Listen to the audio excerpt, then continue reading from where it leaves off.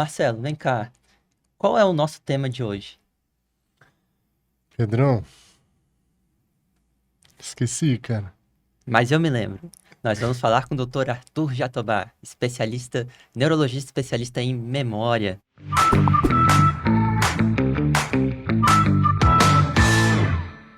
Dr. Arthur Jatobá, muito obrigado pela sua vinda aqui. É um prazer tê-lo conosco. Eu que agradeço, muito obrigado pelo convite de vocês. É um prazer estar podendo participar desse podcast e a gente vai ter uma conversa hoje falando sobre memória e sobre alguns temas relacionados à memória. Mais uma vez, obrigado pelo convite. Legal, Arthur, muito obrigado aí por ter vindo. E, Arthur, apesar de ter sido uma brincadeirinha, é comum, né, de pessoas jovens esquecerem, principalmente coisas assim do dia a dia, o que que tava fazendo, vai no quarto, pô, o que que eu vim fazer aqui, né? É muito comum na sua prática, Arthur, pessoas jovens com queixa de esquecimento?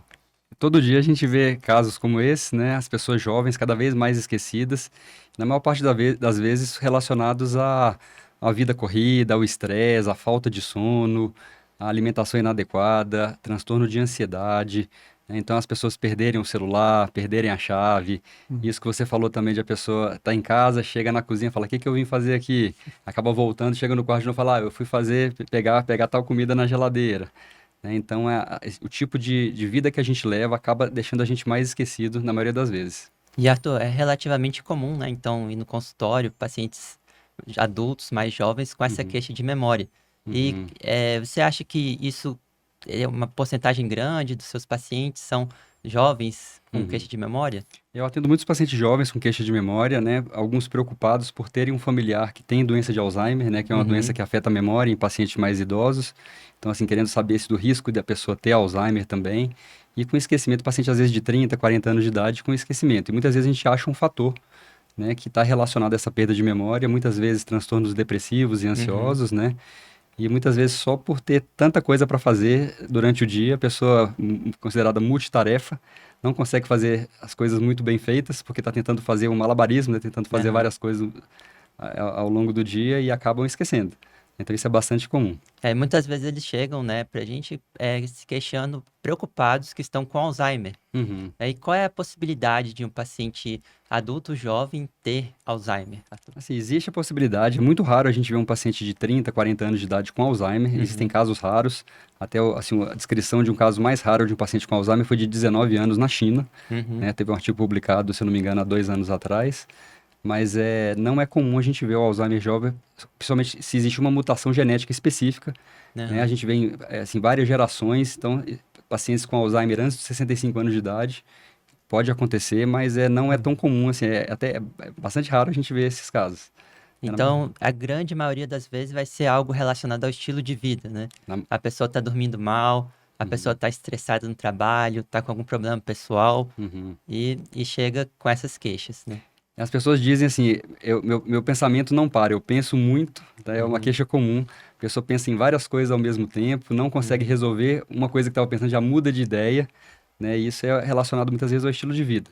Lógico que a gente tem que ver também em pacientes jovens os casos de transtorno de déficit de atenção e hiperatividade. Uhum. Então, eu atendo alguns pacientes também a gente começa a ver a história prévia, que tinham TDAH na infância, Uhum. às vezes não diagnosticado, e na fase adulta a gente vê um adulto desorganizado, que deixa as coisas para a última hora, procrastinador, né? E muitas vezes tem todo o histórico de um transtorno de déficit de atenção não tratado. E Uhum. a gente, com tratamento adequado, com medicação, com a terapia cognitivo-comportamental, a gente vê uma melhora significativa, não só da atenção, mas da memória. Então, assim, a atenção é fundamental para o processo de memorização. Então, esses pacientes chegam com queixa de memória, às vezes, mas na verdade, no fundo, é mais algo relacionado à atenção, né? Na maioria das vezes, tem problemas de atenção nesses casos de paciente que tem Uhum. pacientes jovens com queixa de alteração de memória. Uhum. Um exemplo clássico que eu dou é a pessoa que vai, por exemplo, no shopping e estaciona o carro e sai do carro falando no celular, conversando com outra pessoa, faz as compras no shopping, quando volta fala: "Cadê meu carro?"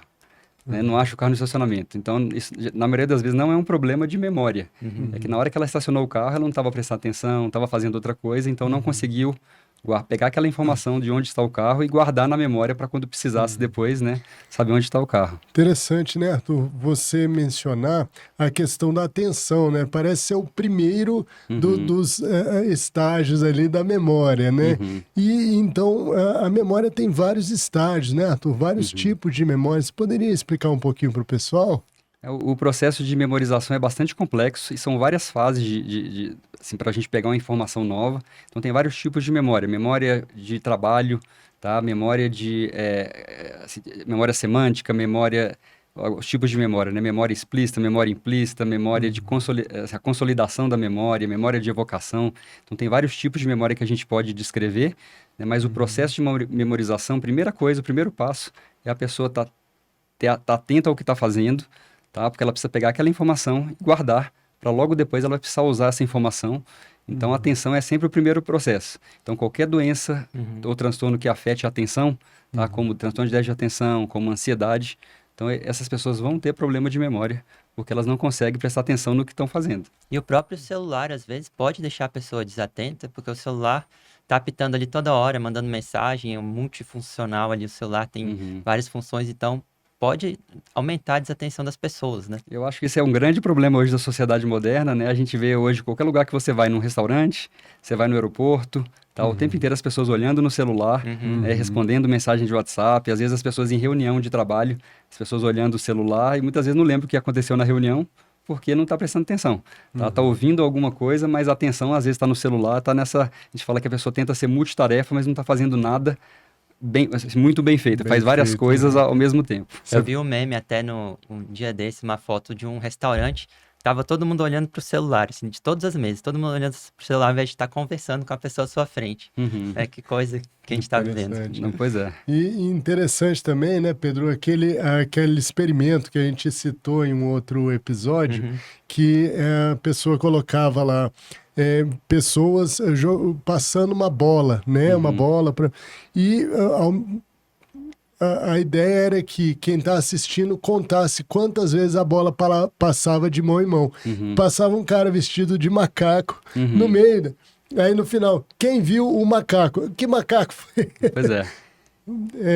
Como a atenção ali em alguma coisa tira a possibilidade de perceber outros estímulos, né, Arthur? Tem pessoas que têm esse hiperfoco, né? Faz uma coisa, está focada ali. A gente vê, por exemplo, um atleta olímpico, por exemplo. Ele está tão focado ali, um nadador, um ginasta.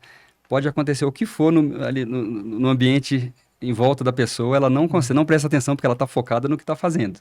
Tá? Então, essas pessoas também que têm hiperfoco, às vezes não conseguem ter essa vigilância do ambiente ali, né? E também não prestar atenção no que está acontecendo. E o hiperfoco pode ser também um problema? Pode ser um problema também, assim, tem muitas pessoas que têm o transtorno de déficit de atenção, que têm hiperfoco, então elas acabam não assim, percebendo outros estímulos, são as pessoas que às vezes ficam viajando, não só hiperfoco, às vezes está olhando para alguma coisa, mas está com um pensamento perseverante, pensando numa coisa de uma maneira excessiva, ela só consegue pensar naquilo e acaba não conseguindo pensar em outras possibilidades, outras informações. E Arthur, atualmente muitas pessoas dormem 5, 6 horas por noite e acham que isso é normal. E isso será que pode afetar a atenção e a memória das pessoas? Se a gente for avaliar na população em geral, a maioria das pessoas tem problemas de sono. Assim, um dos principais problemas que a gente vê na neurologia, na psiquiatria, né?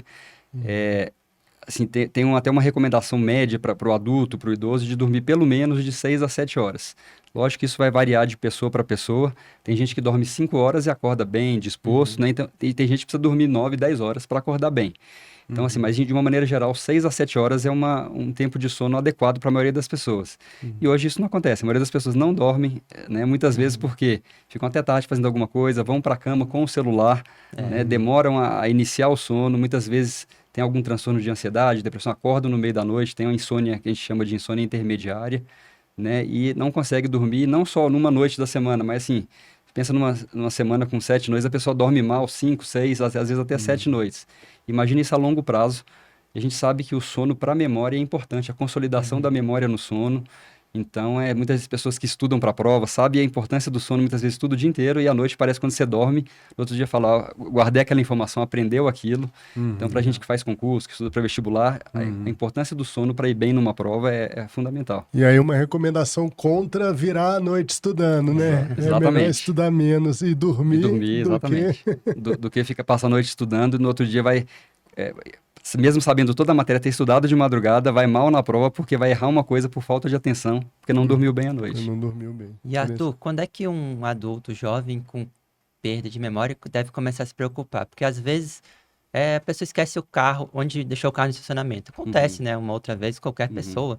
Nossa memória tem lapsos, nossa memória não é perfeita. Então, qual é o nível ali que alguém deve começar a se preocupar, um adulto jovem?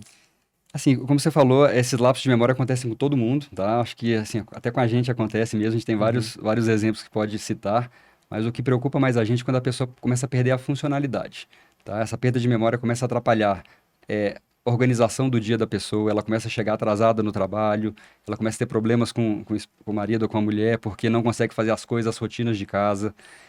Assim, eu já vi casos de pessoa esquecer o filho na escola e não lembrar de buscar porque está fazendo outra coisa, tá? Batidas de carro na rua por falta de atenção. Então, assim, quando começa a ser uma coisa disfuncional, é importante procurar um profissional para avaliar o que a gente pode melhorar assim, não só fazer uma avaliação cognitiva, né, e para ver o tipo de alteração que o paciente está tendo e tentar melhorar essa funcionalidade da pessoa.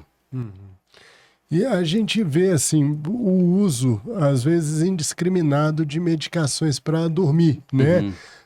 Teoricamente, dormir é melhor do que não dormir, mesmo que seja, né, às custas de medicação.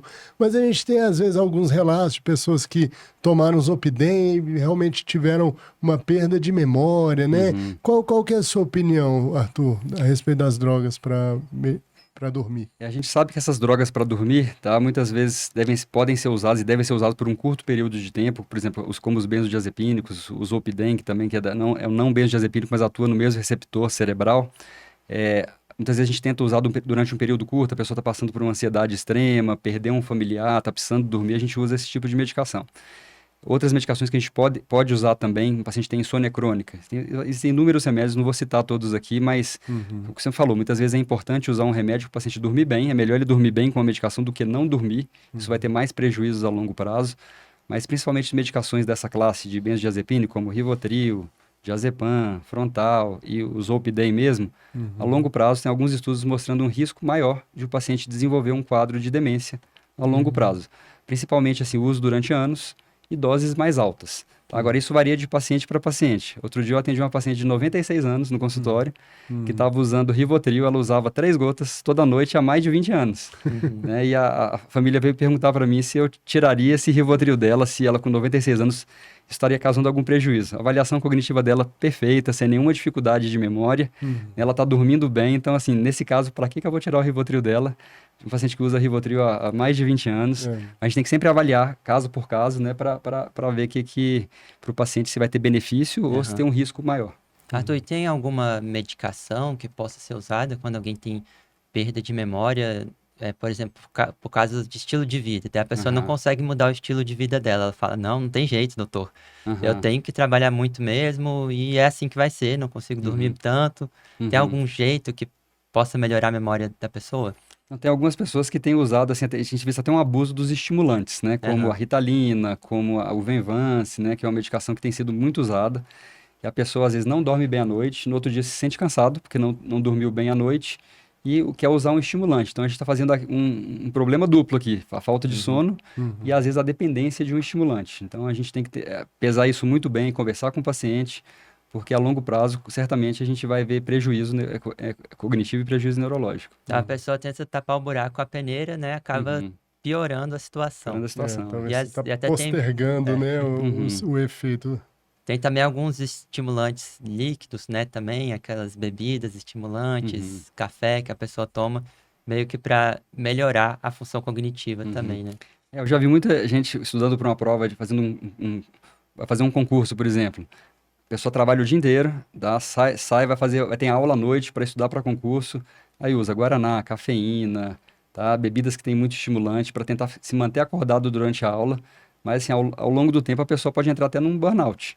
né? Chega uma hora que a pessoa não aguenta mais aquela rotina de cansaço extremo, não só físico, mas cansaço mental, né? Então, esses estimulantes também podem, assim, não só causar, né, assim, o paciente fica mais ansioso, aumenta risco de transtornos psiquiátricos e problemas cardíacos, né? Arritmia, aumenta a pressão arterial, né? Então, tem que ter muito cuidado com o que vai tomar para tentar manter a atenção, tentar melhorar a memória. E Arthur, a gente tem às vezes pessoas que dormem uma quantidade de horas razoável, né? Mas ainda assim acorda cansado, né? O pessoal às vezes ronca, né? Você tem visto a apneia do sono, roncopatias como uma causa de perda de memória em jovens? Sim, bastante, tá? Assim, pacientes jovens e pacientes idosos também. Às vezes eu atendo algum paciente no consultório com uma alteração leve de memória, né? O que a gente chama de declínio cognitivo leve. E a gente vai ver o paciente tem vários fatores de risco para a apneia do sono. A esposa fala, ó, ronca à noite, né? E a gente pede uma polissonografia, que é um exame que detecta, né, essas alterações de sono. E o paciente tem apneia, assim, por hora, às vezes 40 apneias, 50 apneias por hora. E, assim, só relatando um caso de uma paciente até que me procurou com alteração de memória, né? Ela estava com declínio cognitivo leve e eu pedi a polissonografia e ela voltou, assim, com o diagnóstico já de síndrome de apneia do sono, começou a usar o CPAP, que é o tratamento nesses casos.